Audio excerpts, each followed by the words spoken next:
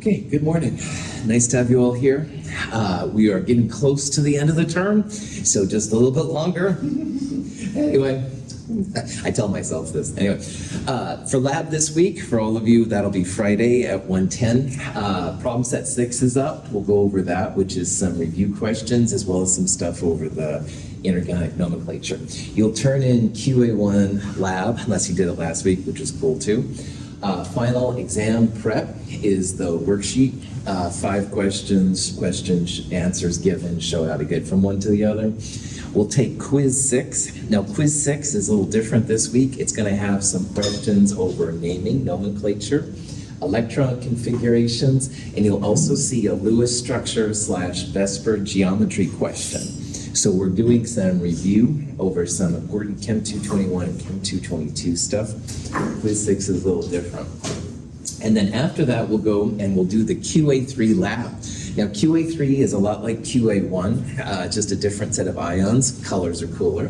This lab will be due at the end of lab, all right? You don't have to make a flow chart, but if you have time before lab, you can work on the post-lab questions, which I think somebody hopefully was.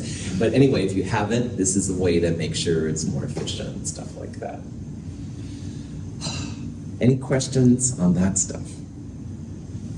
All right. So what I do want to talk about is what's happening next week. Next week, finals week, we won't have a lecture. There's no problem sets, no labs, stuff like that. Next week, there's a lecture final and a lab final. And if you've taken my class before, some of this will look familiar, but some of it won't, so I just want to talk about it. The lecture final for this class will be a week from today. It'll be at 8:45 a.m. It'll go until 10:45 a.m. And the lecture final will be just a series of questions over all the chapters from Chem 221 to Chem 223. Now, the goal of today and Friday is to go over some of the concepts, especially from 221 and 222, so that hopefully you kind of get warmed up to them and stuff like that. If you see any reference to the ACS final, this is not an ACS final. That's something we've done in the past, but this year will not be that way, so just ignore it. So anyway, for section 01, which everybody here is, it'll be again a week from today in this room, 1303 at 8:45. Bring a calculator, note sheet, totally cool, staple it to the back. It'll be 2 hours in length, and then you'll be done. Now, in addition, there is a lab final. The lab final is a paper final, all right? Monday morning, really early, I will post the lab final, and your goal is to print it out and complete it, and then bring it to the lecture final. The questions, there are 5 short answer questions that are over the different labs we've done, so there shouldn't be any big surprises or anything. Some of them will be very easy, some of them will take a little bit of finicking, but nothing too crazy. Any questions on that? Okay. I should be able to have all your grades posted by Friday evening. I'm hoping before that, but I give myself until Friday just to make sure. I don't return final exams. I always use them to compare one year to the next and stuff. And we're almost to the end. Any questions? So let's get into it. What we're going to do is just go over some questions from the different chapters we've looked at since Chem 221. If you have questions on anything, absolutely let me know. So this is just a question back from Chem 221 about how, partially it gets ready for how the periodic table is organized, but I also want to make sure that you know what this nomenclature means. So how would you describe the composition, i.e. what is inside, an iron 58 atom, a neutral iron 58 atom, by the way. So see if you can figure it out. It's not answer E, all right? Spoiler alert. See if you can figure out.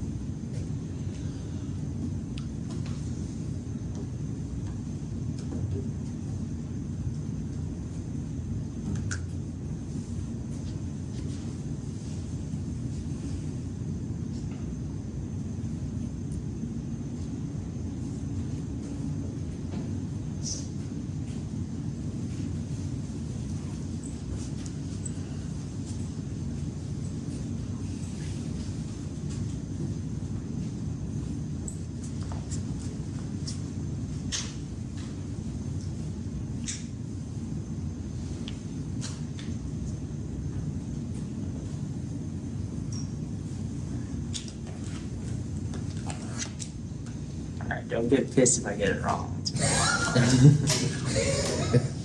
Clifford! No, of course I'm not gonna do that. So. All right, so I saw a lot of you looking maybe through the periodic table, which is what I wanted. And to look on the periodic table, what you need to know is, first of all, that iron is Fe, all right? So please know that iron's Fe, is iron, blah, blah, blah. Anyway, iron is number 26, and that's called the atomic number. The atomic number is the number of protons, and so all iron atoms have 26 protons. It can be iron plus 2, there's even rarely an iron minus 1 we haven't talked about, but anyway, all of these, 26 protons across the board. Now, because it's neutral, the electrons and the protons will be the same, all right? So if you look at these long enough, you want the protons and electrons to be the same. Protons are positive, electrons are negative. And if you have equal protons and electrons, that's what makes something neutral. And then to find the number of neutrons, this is the mass number. Mass numbers are useful when you want to find the energy to convert something or another. Mass number is protons plus neutrons. So 58 minus 26 should give you 32. The answer is 1. All right. So this is just a review of Chem 221 kind of stuff, a little bit of Chem 222, but any questions on that? Okay, here's one where we have a nitrogen and oxygen compound, all right? So nitrogen and oxygen make a whole bunch of different compounds. This compound is 46.67% nitrogen. See if you can use this information to find the empirical formula of this compound.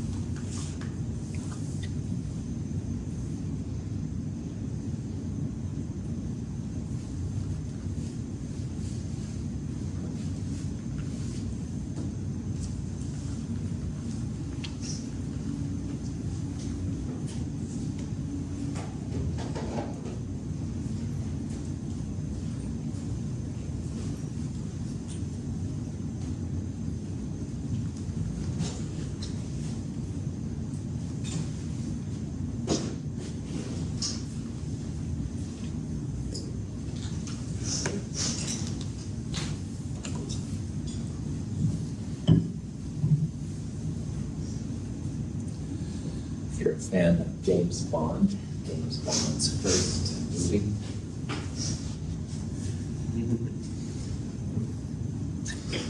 All right. Sorry for the James Bond reference. This question is about the smallest whole number ratio. We'll talk about empirical versus molecular formulas later. When you see a formula like any of the formulas we've looked at, they're mole-based formulas. So when you have a mass percent, which is what this is, you have to turn a mass percent into moles. And so what we did in Chem 221 is we just assumed 100 grams. So that means 46.67 grams of nitrogen. and whatever 100 minus 46.67 grams of oxygen. And you can turn those into moles. So the molar mass, which if you look on the periodic table for nitrogen, is about 14.01 grams per mole. Oxygen is about 16 grams per mole. You'll then compare these numbers to each other. The smaller one goes on the bottom, the bigger one on the top. But in this case, those moles are almost identical. 3.331 and 3.333 is what I calculated. So if you get this, it's definitely a 1-to-1 ratio. Nitrogen monoxide would be the empirical formula. Now, Kayla, instead of using 100 grams, uses 1 gram. That's cool too, all right? You'd have 0.4667 grams and 0.5333 grams. That's not a problem. You can use any number. I'm just the lazy chemist, and I like to do things as simple as possible. And the James Bond reference, if you are interested, Dr. No was his Sean Connery's first movie. Keep my day job. Questions on anything but James Bond? This question is reminding us that sometimes you have limiting reactants, even though it doesn't say you have a limiting reactant. So in this question, we have 10 moles of nitrogen and 25 moles of hydrogen, and you're curious about how many moles of ammonia will be created. Now, this doesn't say anything about limiting reactants, but it is probably a limiting reactant question. So think about that, see which of these answers it makes the most sense. Talk about that.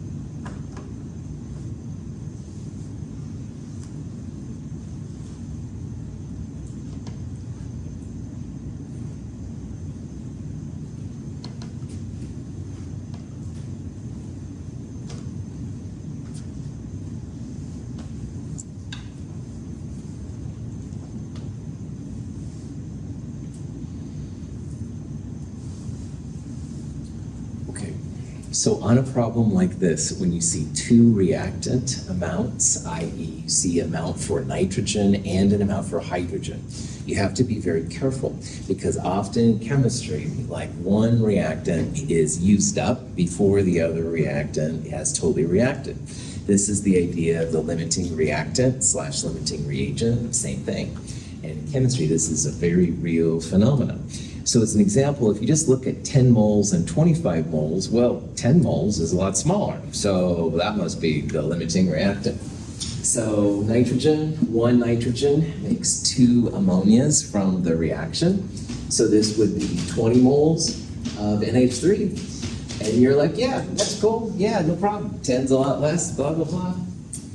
Oh, be careful, because you really should check the other one, because it's often about the ratio of the reactants and products.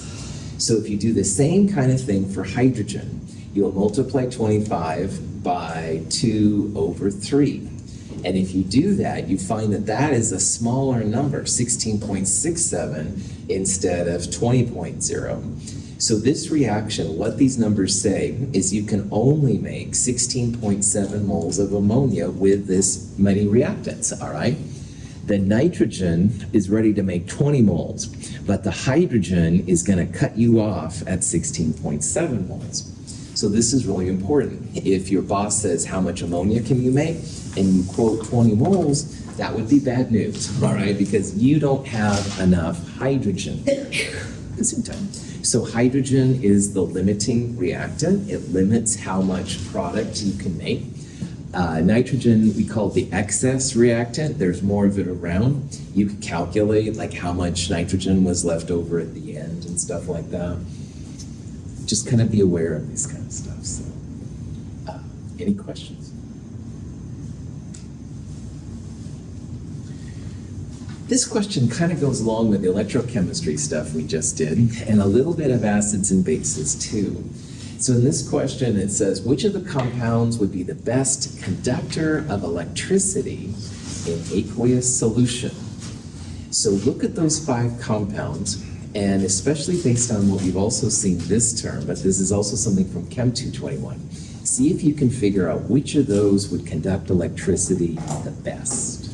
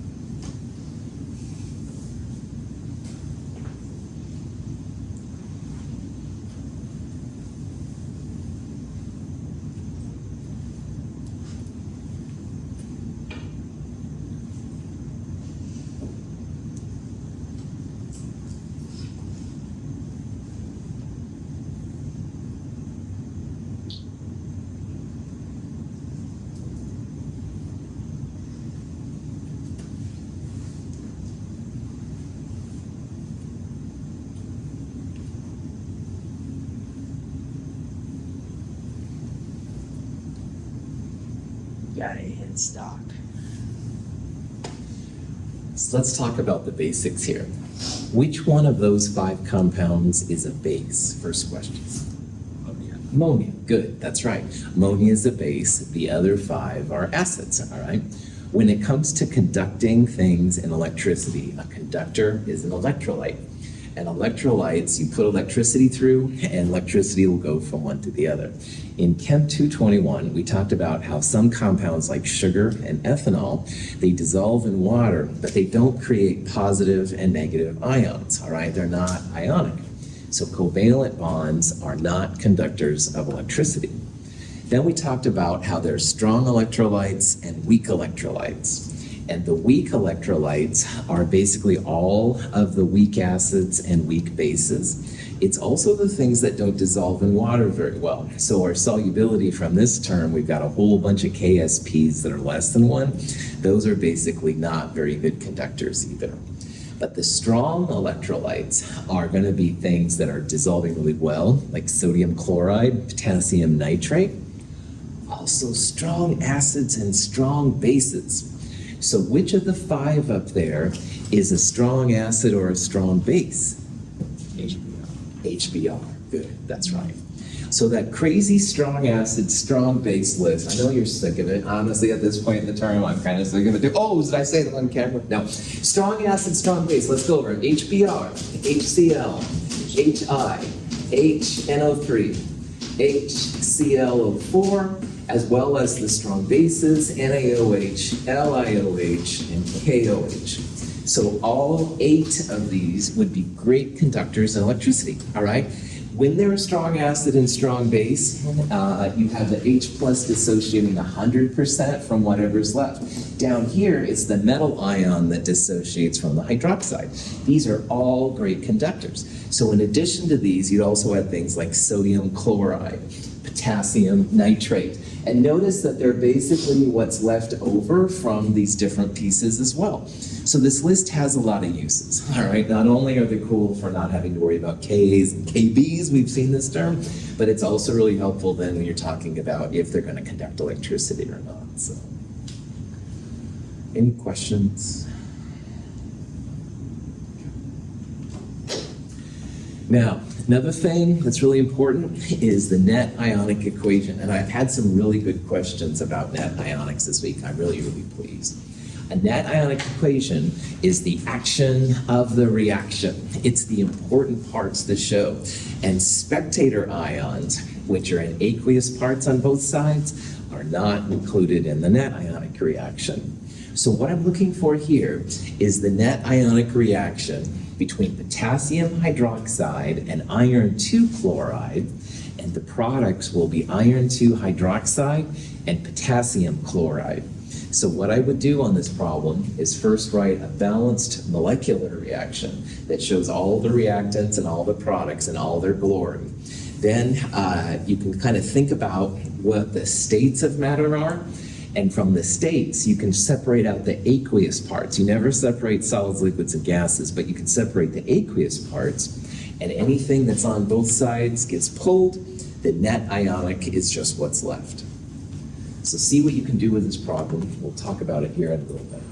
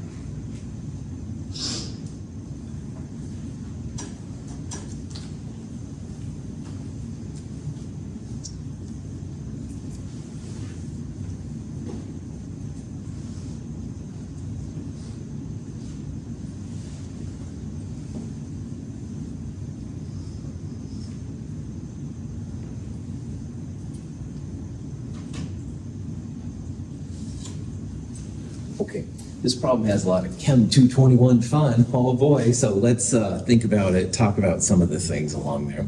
So first of all, you can see that the iron has a Roman numeral 2 next to it. What does that mean? +2. +2, that's right.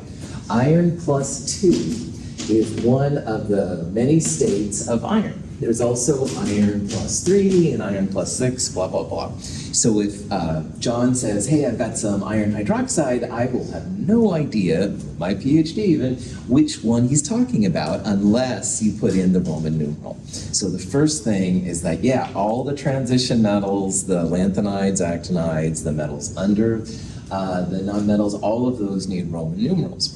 So these are iron +2s on both sides. So then we've got iron 2 chloride. What's the usual charge on a chloride? -1, that's right. This is what we've been dealing with in the QA1 lab. Chlorides, bromides, and iodides are all -1. So when iron 2 chloride is made, all right, What I do recommend is common denominator. So 2 and 1 has a common denominator 2. 2 divided by 2 means 1 iron. 2 divided by 1 means 2 chlorides. You can use crossover. It works more than 90% of the time, but not 100% of the time. By hook or by crook, iron 2 chloride is FeCl2. Questions on that? Okay. Then we saw it's reacting with potassium hydroxide, another one of the strong bases we talked about. Now, almost all these reactions are what they call double displacement or exchange. The metal parts or the positive parts will swap partners, if you will. So iron's going to start dancing with hydroxide, and potassium's going to start dancing with chloride. Now, potassium is a +1 ion, chloride is -1, so they will make 1-to-1 ratios.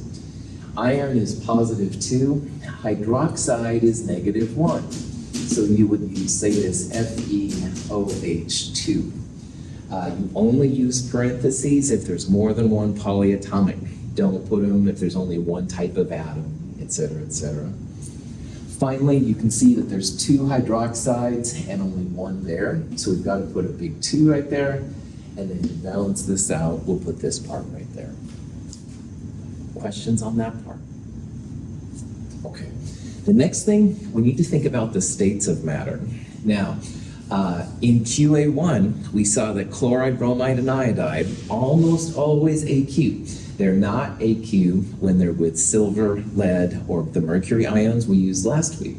So in this case, that helps us because iron 2 chloride, iron's not silver, mercury, or lead, it's going to be aqueous, and the same thing for potassium.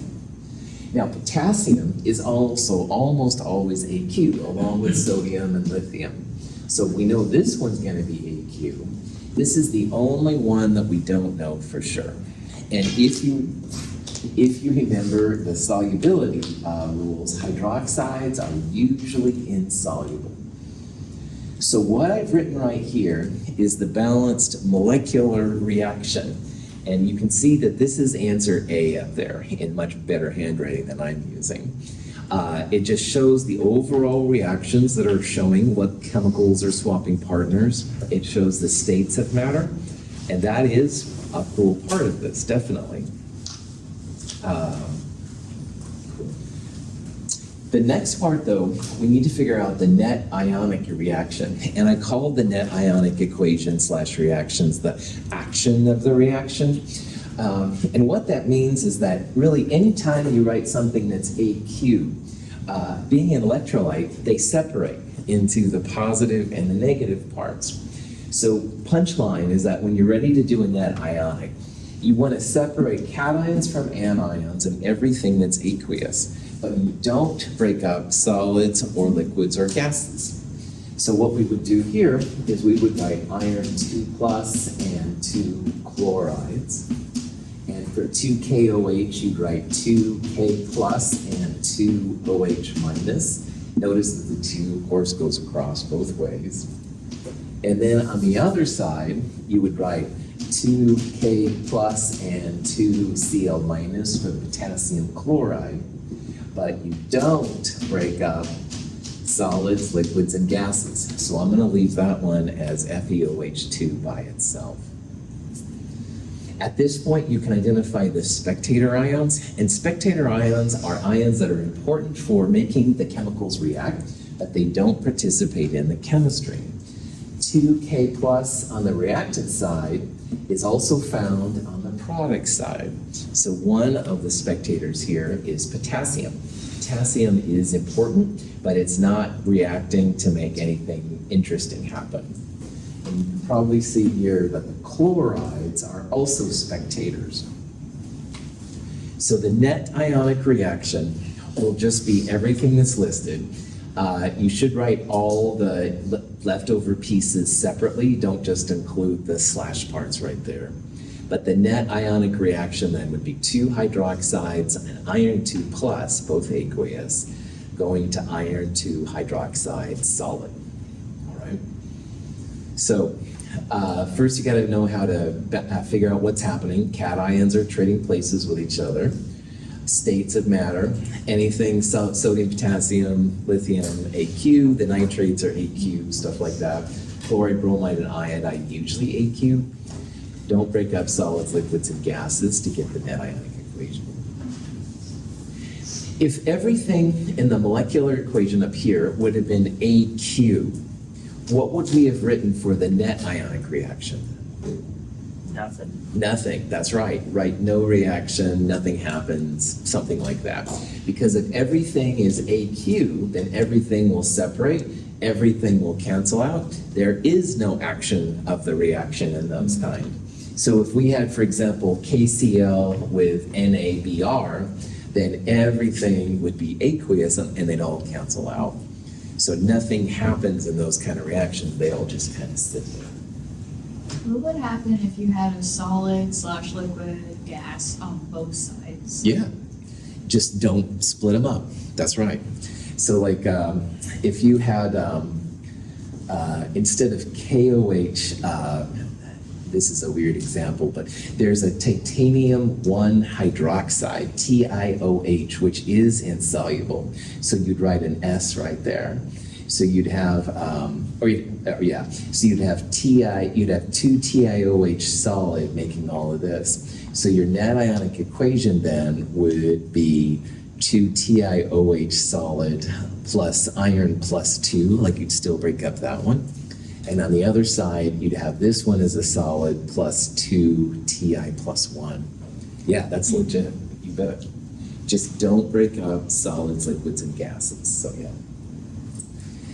This one's definitely had 2 spectators. If you had a solid on the reactant side, you'd probably only have 1 spectator. Good. That was a cool question. Other questions? Sweet. Molarity is also important. Concentration equals molarity in chemistry, 99% of the time. In Chem 222, we looked at some other things, but most of the time. Here we're dissolving some sodium carbonate in water. See if you can figure out the concentration of the sodium carbonate in the water. And I think I have everything you need there to figure out the answer.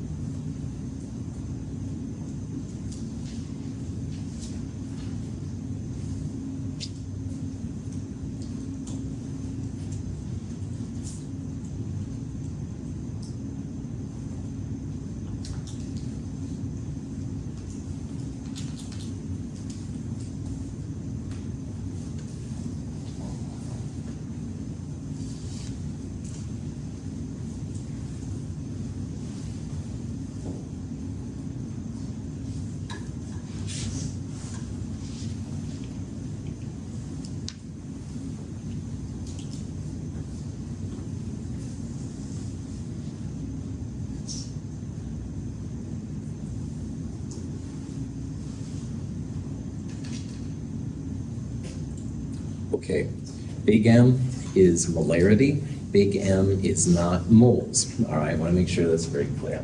So big M, moles over liters. So how many milliliters in a liter?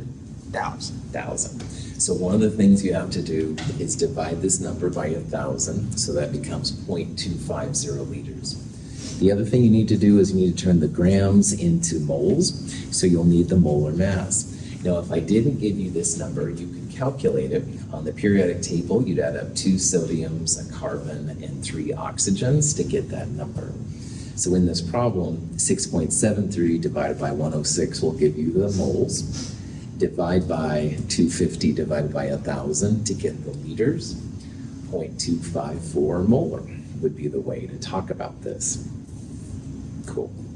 The solvent is almost always water in the Chem 200 series. In organic, you'll see other kinds of molarities, but questions? Oxidation numbers help people define when things have been reduced and oxidized. And knowing the oxidation number can be super helpful. So I'd like you to try and figure out the oxidation number of manganese in the KMnO4. See what you can do with that.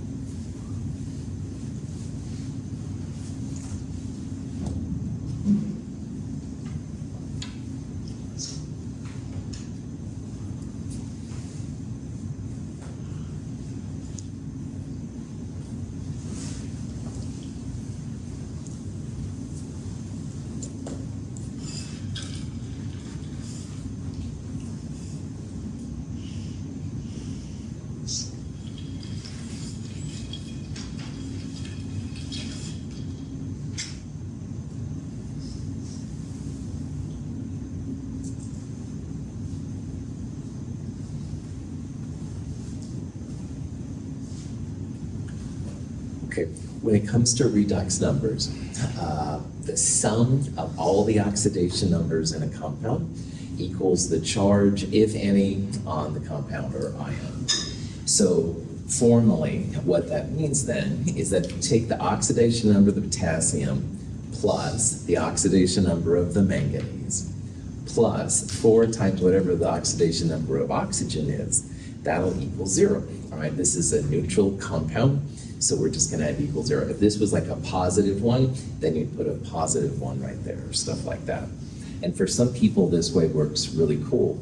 Now, what is the charge on a potassium 99.9% of the time? Plus 1, that's right.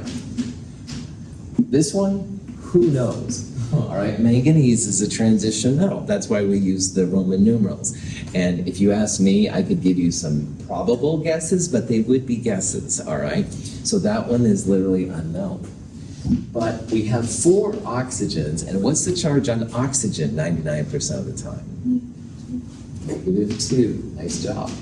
So all of that equals 0. So if you don't know, in this case, what manganese is, this is one way to solve it, all right? Because the sum of all these oxidation numbers equals the charge, if any, on the system. So we have like 1 plus x minus 8 equals 0. Put the negative 8 on the other side, make it positive, subtract 1. Manganese here is a positive 7, all right? So any way you want to do that is fine. Now, even if this was permanganate, you'd still get positive 7. If it was permanganate, you wouldn't have this K, and you'd have a -1 right there. So -1 there, with just this part, you would still get a positive 7 out of it. And again, this can be helpful if you need to figure out what's being reduced and oxidized, stuff like that. Questions? Here's a question that should look a little bit familiar based on some of the stuff we've just done. I'd like you to find the enthalpy for this reaction. And I've given you the enthalpy of 3 of the 4 species up there. So see if you can use this. Remember, a lot of these will be the thermodynamic products minus thermodynamic reactants. So in this case, it would be products, enthalpy products minus reactant products. See if you can figure out which one this is.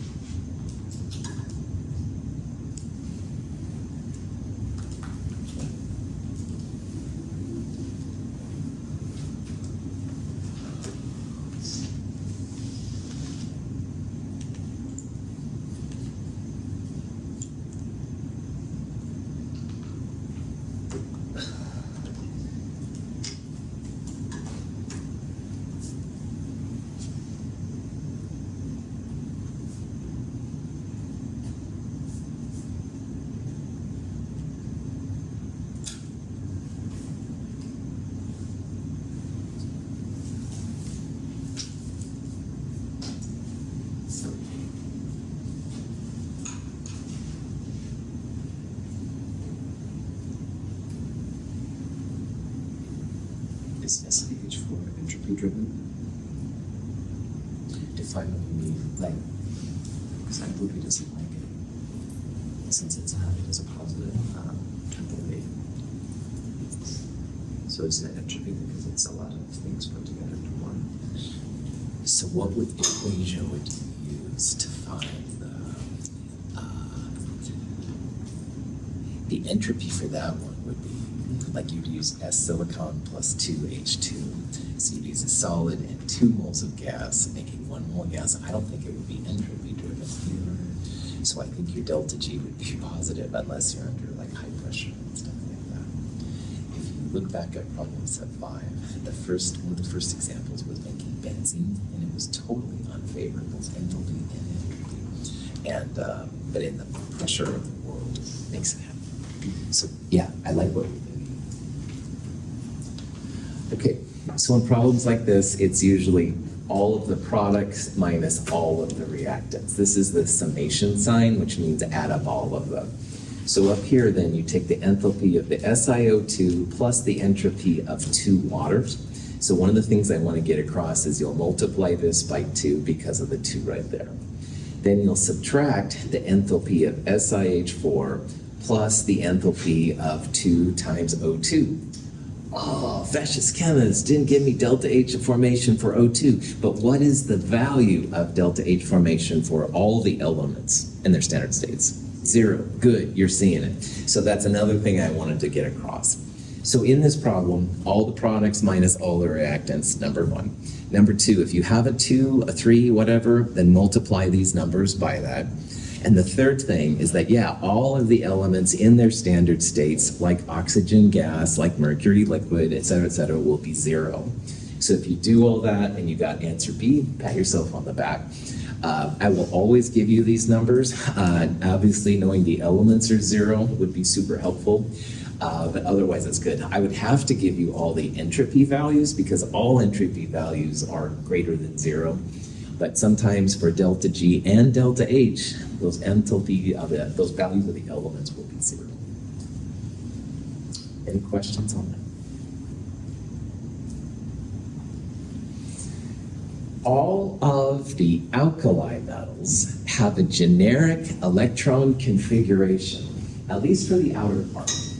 See if you can remember which one of those best represents the alkali metals. I want you to think about what alkali metal means too.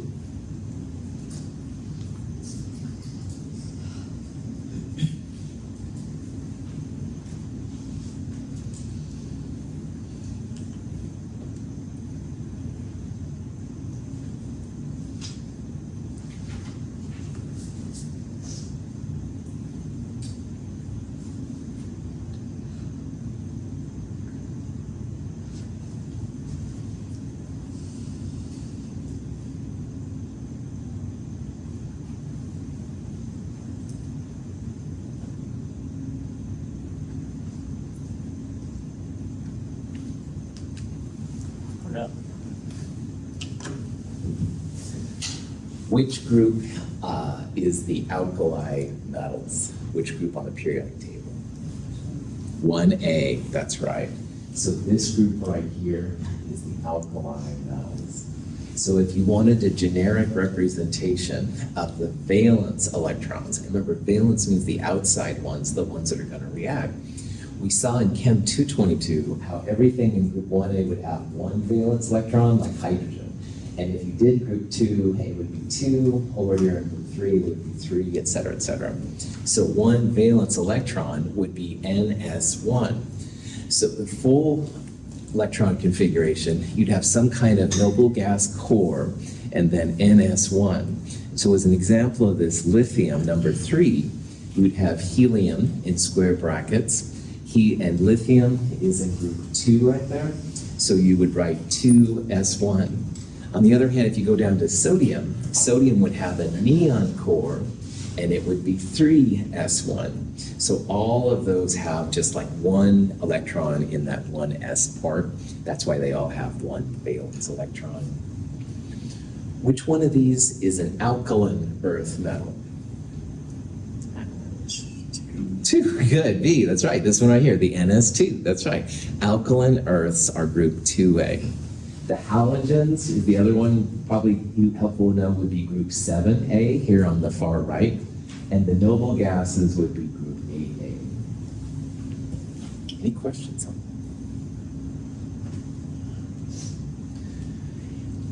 Here's a question on periodic trends. I'm running out of time, but we have just enough time for this one. Which one of these would have the biggest radius, the largest size?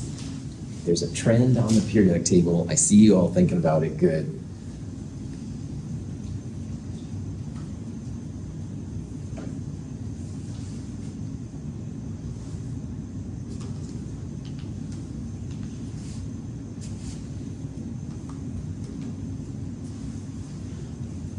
One way or the other.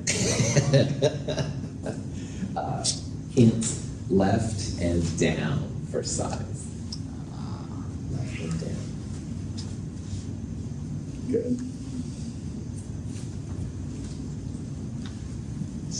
Prof that off for a little bit. If nothing else, going through these questions, I hope you all realize how much you've learned, man. This has been, we have had so much information and stuff, and just to review it, at very least at a human level, I hope you all appreciate that, and I thank you for your hard work. Prof that back on. All right, atomic size. Generally on the periodic table, sizes get bigger as you go left and down, and that's for both the neutral atoms and for the ions. So on this one, you want the element which is most left and down on the periodic table. So here we have carbon, we have aluminum. So aluminum is more left and down on the periodic table, so aluminum would be bigger. We have boron, which is actually between there. I should have pointed that out. But definitely the one that's most left and down here is going to be sodium. All right? So sodium is the most left and down. I will never ask you which is bigger, like boron or silicon, because boron's more left and silicon's more down. If you have to guess outside of my class, the lower ones are usually bigger than the ones to the left. All right? These are also trends. They're not totally perfect. There are exceptions if you look at the full list of periodic trends, but at least it gives you an idea in case someone from Chem 104 asks you a question and you can feel like a cool person. Woo-hoo. Isn't that what it's all about? Questions on, okay. The other periodic trend that's kind of helpful is electronegativity. I'll just give you the answer for this one because I'm running out of time. That goes up and to the right, all right? I did it backwards. No, oh, it's okay. Stephanie, this is why I want you practicing these things and stuff, just to see. Yeah, so these are up and to the right, so the same elements, nitrogen is most up and to the right. Totally legit? Questions? All right, Friday we will do some more of this, as well as have some cool student presentations. Have a good day.